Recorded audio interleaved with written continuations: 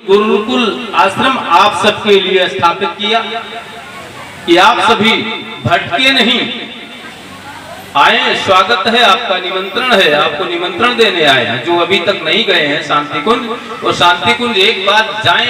4 ही दिन के लिए जाएं, 2 ही दिन के लिए जाएं, लेकिन जाएं, देखें कि परिवार क्या होता है, वहां सीखो और देखो।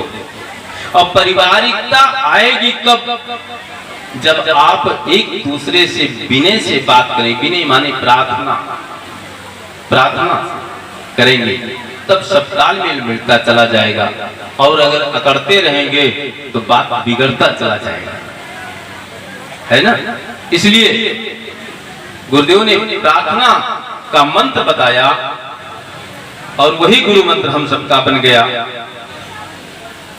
उसी गुरु मंत्र को जप रहे हैं और उसी को दूसरों को जपने की प्रेरणा दे रहे हैं।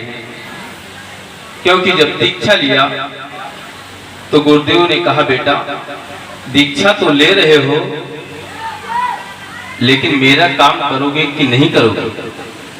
दीक्षा ले रहे हो तो काम करना पड़ेगा, और काम नहीं करना है तो तुम्हारे निकम्मे की जरूरत नहीं है। क्योंकि काम सबको प्यारा है, इसी कारण गुरु प्यारा होता है नहीं। तो हमने कहा, गुरुदेव क्या करना पड़ेगा? गुरुदेव ने कहा, बेटा तुम्हें मेरा श्रवण कुमार बनना पड़ेगा।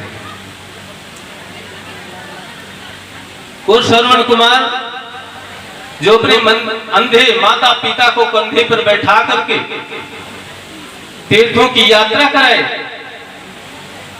उन्हीं तरह से तुम्हें श्रवण कुमार बनना है। बशर्ते ये ना समझना कि मुझे कंधे पर बिठा कर ले चलना, मुझे नहीं, मेरे ज्ञान रूपी शरीर को तुम्हें कांवर बनाकर, झोला पुस्तकालय बनाकर अपने कंधे में टांगकर, और तुम्हें जन जन तक जाना पड़ेगा।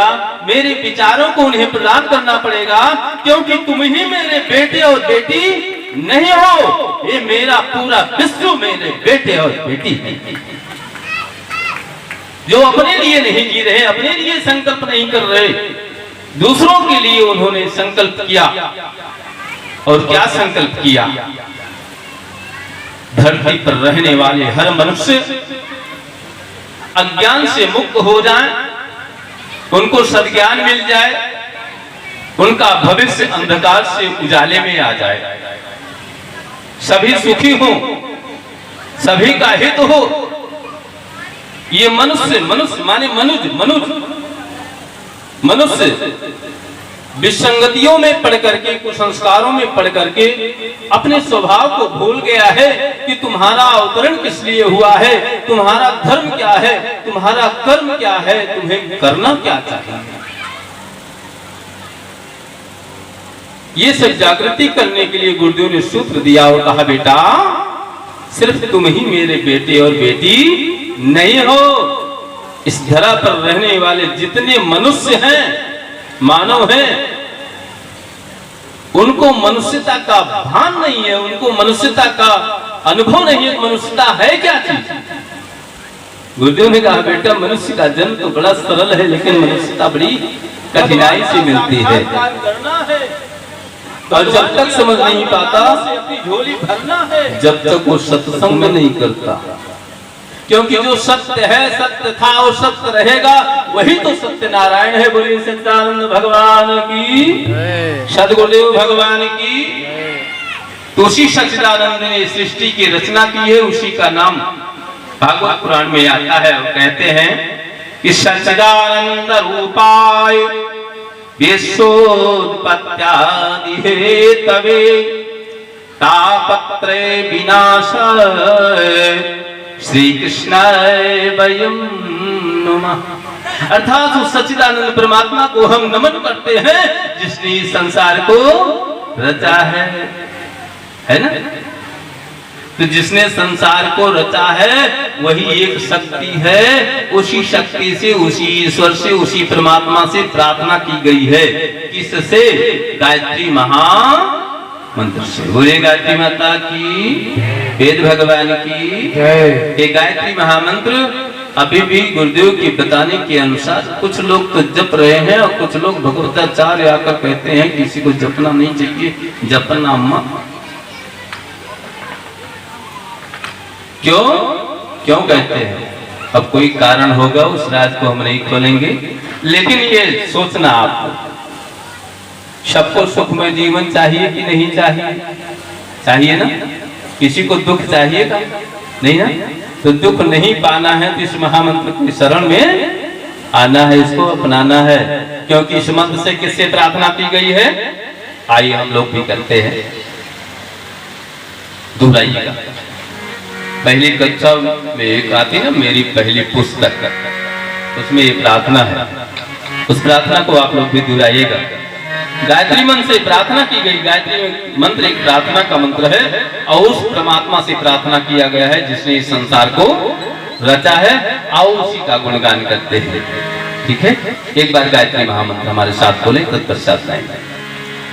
ओम भूर्भुवः स्वः तत्सवितुर्वरेण्यं भर्गो देवस्य धीमहि धियो यो नः प्रचोदयात्। इस मंत्र को गुरुदेव ने दिया। ये वेदों का सर्वोच्च मंत्र है, इसके समान कोई मंत्र वेदों में नहीं है। और इसको सद्बुद्धि का मंत्र कहा गया, क्योंकि साधन सब कुछ हो लेकिन सद्बुद्धि नहीं हो तो सब बेकार है ना? तो ये जीवन भी जब तक उस ज्ञान रूपी मंत्र को हम नहीं अपनाएंगे तब तक आने वाला नहीं है ना? इस मंत्र से किससे प्रार्थना की गई गुरुदेव बताते हैं और कविता में भी लिखा गया, आप सब दोहराइए। क्या कहते हैं कि जिसने सूरज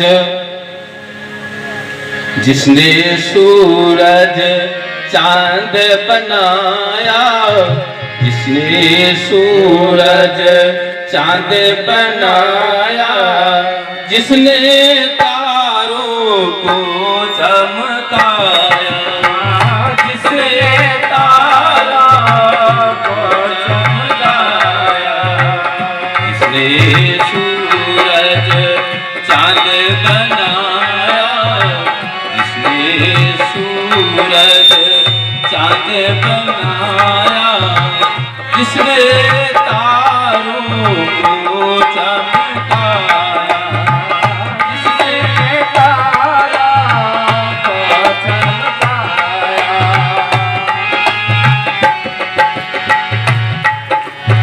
जिसने सूरज चांद बनाया, जिसने तारों को चमकाया, जिसने नदियां पहाड़ बनाया, जिसने इंसान बनाया, हम उस ईश्वर के गुण गाएं और उन्हें प्रेम से क्या करें? शीश झुकाए। क्योंकि जो शीश भगवान के चरणों में, गुरु के चरणों में झुकता है, वो दिन प्रतिदिन आगे बढ़ता है, ऊपर चढ़ता है, और जो अकड़ता है वो गिर जाता है ना? जैसे सीढ़ी से जब चढ़ने लगो ऊपर को छत पे तो झुकना पड़ता है, और कहो अकड़ करके चल जाए तो नहीं चढ़ सकते, और जब नीचे उतरने लगते हैं तो अकड़ जाता है ना, टाइट होकर। तो गुरुदेव ने कहा बेटा किसी से कुछ लेना है और पाना है तो विनय से प्राप्त करो, विनती करो, और जब विनय से काम ना बने तब थोड़ा सा भय उत्पन्न करो, क्योंकि भय बिन होए ना प्रीत।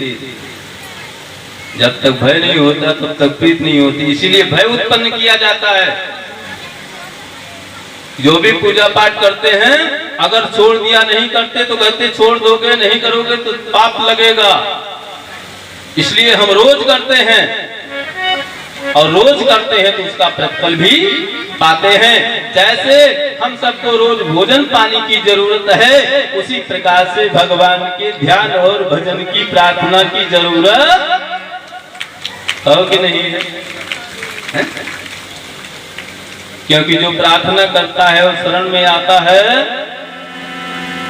तो कहते हैं कि शरण में आकर गूंगा भी गुनगुनाता है, शरण में आकर गूंगा भी गुनगुनाता है, शरण में आकर गूंगा भी गुनगुनाता है, शरण में आकर गूंगा भी गुनगुनाता है।